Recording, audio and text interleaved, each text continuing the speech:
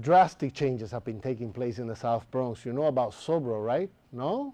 We're about to find out from Phillip Morrow, the president of the organization that has been revitalizing housing, businesses, and living conditions in the South Bronx. Welcome to the program. It's a pleasure having you here. Thank you. Thank you for inviting me. First of all, let's just explain to people, what is SoBro? Because, you know, there's this confusion. Did it come from Soho? Is that where the term came from? No, it didn't. Our legal name is the South Bronx Overall Economic Development Corporation. It's a mouthful. Okay. So at some time ago, I don't even know when, before I came there 12 years ago, they adopted the short name SoBro because it was easier to get out of your mouth. Now, but they kept telling me it's the Soho version in the Bronx. That was never the intention? No, that wasn't the intention. Okay.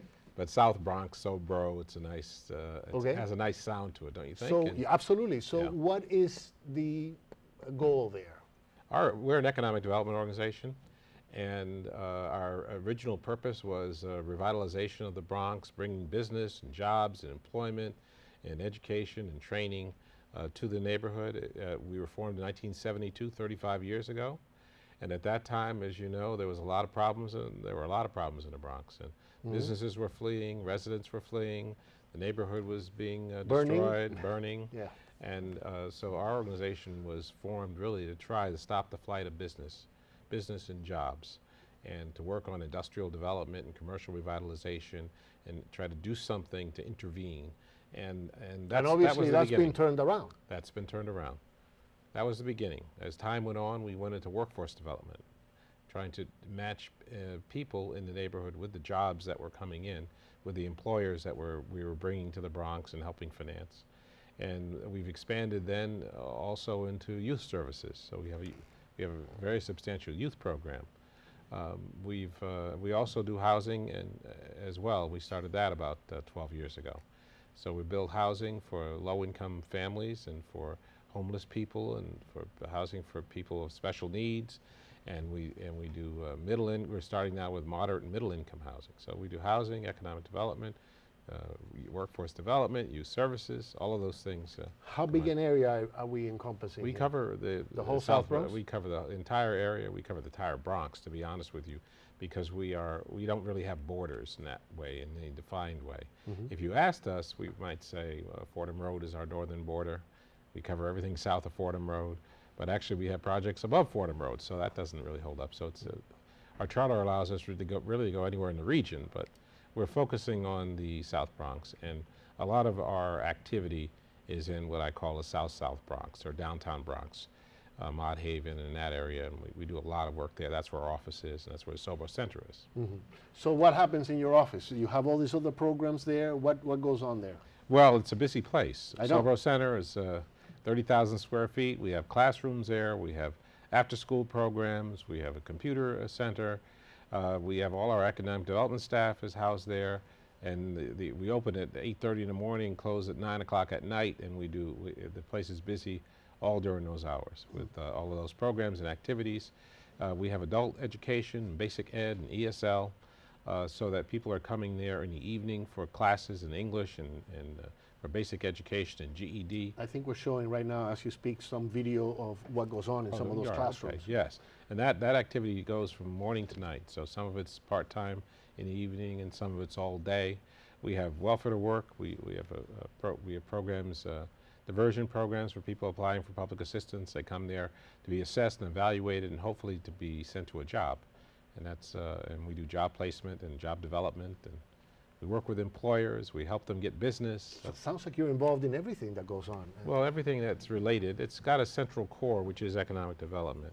So we try to focus around the principle of we're providing people with a means to participate in the American economy as employers, as business people, to have a chance to move forward and not be stuck in a rut of public assistance and dependence. So that's, if you want to say, that's what we do, and we provide, everything we do is around that core of economic revitalization.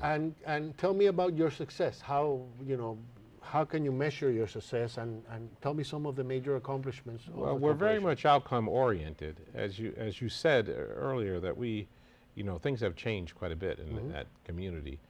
We take credit for some of it. There were a lot of other participants in making the new Bronx, you know, thrive and grow. Renaissance of the Bronx. That's right. There's a lot of people that were involved in that. We had our part to do. We did a lot with the business and the economic development activity of bringing and supporting a new business and economic growth and expansion of business. So right now, in our neighborhood, there are lots and lots of jobs. There's nobody who is afraid to do business in the South Bronx anymore.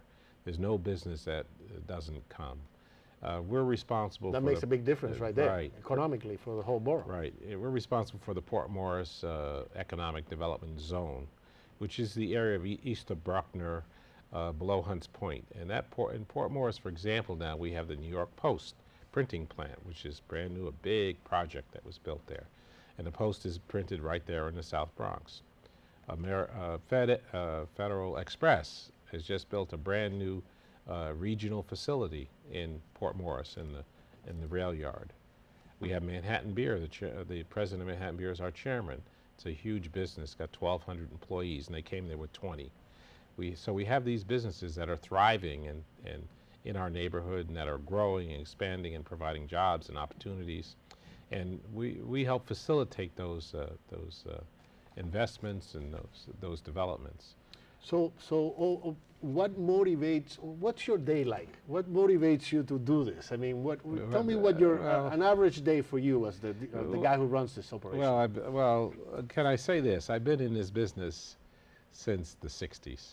So it's a long time I've been doing this type of work. So coming to the Bronx and to SoBro was just another step in the sort of the transition, the history of what I've done in my career. So it's not like I've done anything else. It's what I've really dedicated my life to. So that's the fact of the matter is there's a lot of satisfaction in providing support for people who are at the bottom. So if you want to say what motivated me, it was always the people who had the least opportunity and seeing if I could intervene to do something about that. And that's been my position. That's what I felt.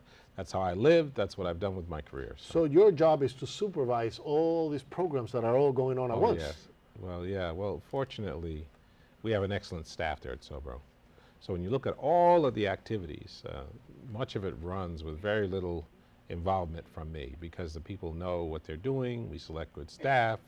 We have a series of vice presidents there who run various aspects of what we do. And they come to me for advice, for direction, for decision like that, for fundraising, for things like that. That's what my job is. There are people who are under the impression that SoBro is like a trendy new area of the South Bronx that is bringing in all the yuppies. What do you say to that? Well, I haven't seen any yuppies and that yet, is displacing the old-timers who've been there all these years. Yeah. Is there some gentrification going on?